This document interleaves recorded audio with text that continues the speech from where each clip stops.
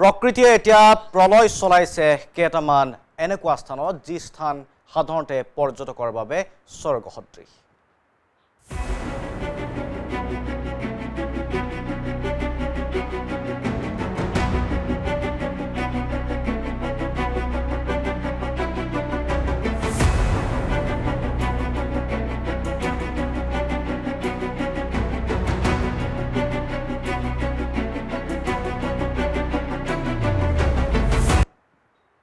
প্ৰথমে আহিছো ভূস্বৰ্গ জম্মু কাশ্মীৰৰ প্ৰসংগলৈ।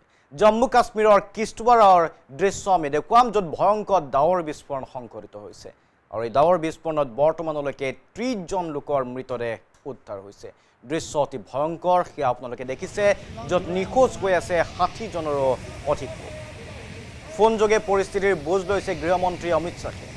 পোহৰলৈ আহিছে আন বহু ভয়ংকৰ দৃশ্য। এয়া চাওক, 30 জন লোকৰ ইতিমধ্যে মৃত্যু হৈছে ডাৱৰ বিস্ফোৰণৰ ফলত। জম্মু কাশ্মীৰৰ এয়া কিস্তৱাৰৰ দৃশ্য আমি উল্লেখ কৰিছোঁ যে প্ৰকৃতিৰ ভূস্বৰ্গ বুলি কোৱা হয় জম্মু কাশ্মীৰক। দেশৰ ভূস্বৰ্গত প্ৰকৃতিয়ে এই ধৰণে তাণ্ডৱ চলাইছে। প্ৰথমে ডাৱৰ বিস্ফোৰণ আৰু ডাৱৰ বিস্ফোৰণৰ ফলত ভূমিস্খলন, 30 জন লোকৰ মৃতদেহ উদ্ধাৰ হৈছে, 60 জনকৈ লোক এতিয়াও সন্ধানহীন হৈ আছে। ঘৰ দুৱাৰ ভাঙি চুৰমাৰ হৈ পৰিছে, বাহনসমূহৰ ক্ষতিসাধন হৈছে। এয়া আপোনালোকে দেখিছে তাৰ প্ৰলয়ৰ পাছৰ দৃশ্য। উদ্ধাৰ অভিযান চলাবলৈ চেষ্টা অব্যাহত ৰখা হৈছে, কিন্তু যে এই 60 গৰাকী লোক য'ত উটি গ'ল, সন্ধানহীন হৈ গ'ল, তেওঁলোকৰ কোনো সন্ধান নাই। প্ৰকৃতিয়ে ৰুদ্ৰৰূপ ধাৰণ কৰিছে মৰ্তৰ ভূস্বৰ্গ জম্মু কাশ্মীৰ।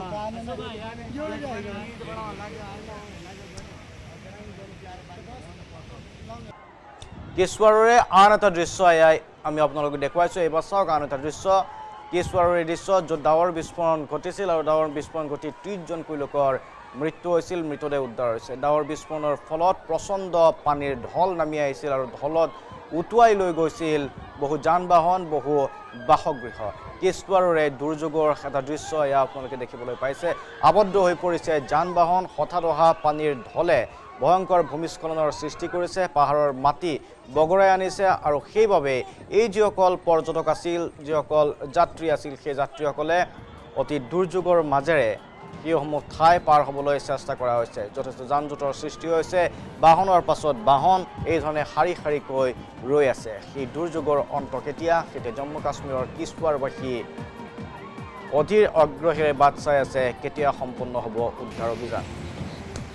একেদৰে পুঞ্চৰ দৃশ্য এয়া দেখিছে, জম্মু কাশ্মীৰৰ পুঞ্চতো ডাৱৰ বিস্ফোৰণৰ ফলত প্ৰকৃতিয়ে কি ধৰণে ৰূপ লৈছে। পানীৰ প্ৰচণ্ড সোঁত দেখিবলৈ পোৱা গৈছে, পাহাৰীয়া স্থানৰ পৰা নামি অহা পানীৰ প্ৰবল ঢৌয়া।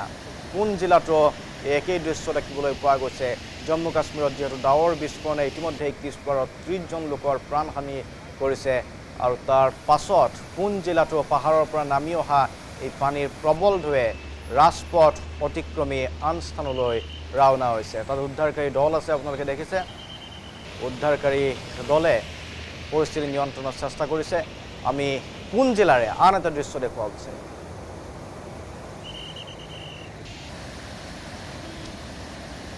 এয়া হৈছে ৰামপুৰৰ দৃশ্য।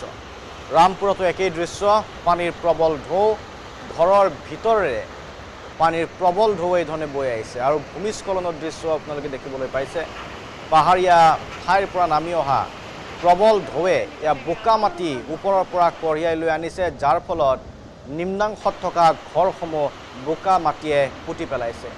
প্ৰকৃতিয়ে তাণ্ডৱ চলাইছে সেইসমূহ স্থানত, যিসমূহ স্থান আমি ভূস্বৰ্গ বুলি কওঁ, য'ত সৌন্দৰ্যই ৰিঙিয়াই মাতে পৰ্যটকসকলক। কিছুদিন পূৰ্বে উত্তৰাখণ্ডত, উত্তৰকাশীত আপোনালোকে দেখিবলৈ পাইছিল একেই পৰিস্থিতি। ডাৱৰ বিস্ফোৰণৰ ফলত কি ধৰণে প্ৰচণ্ড ঢৌ নামি আহিছিল, ঢল নামি আহিছিল।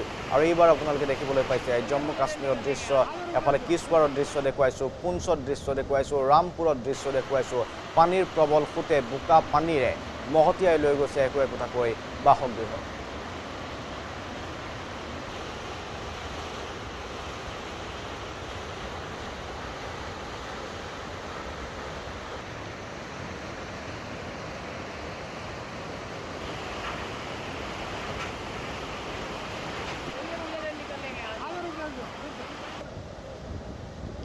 এফালে কিস্তৱাৰৰ দৃশ্য দেখিছে, আনফালে ৰামপুৰৰ দৃশ্য।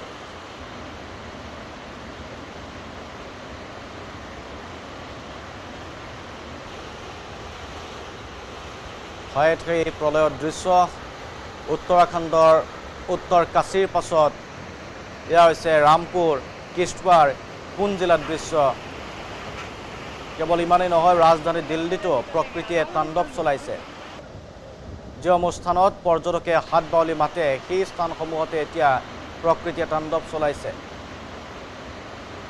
বহু পৰ্যটক আবদ্ধ হৈ পৰিছে এইসমূহ স্থানতে যাৰ বাবে একাংশ পৰ্যটক আতংকিত হৈ পৰিছে যিসকলে এই প্ৰকৃতিৰ নান্দনিক দৃশ্য উপভোগৰ বাবে সেই স্থানসমূহ ভ্ৰমণ কৰাৰ কথা আছিল নিজৰ ভ্ৰমণৰ তালিকাত এইসমূহ স্থান আছিল কিন্তু যে জম্মু কাশ্মীৰ ভ্ৰমণৰ পৰা বহু লোক বিৰত আছে ডাৱৰ বিস্ফোৰণৰ ঘটনাৰ বাবে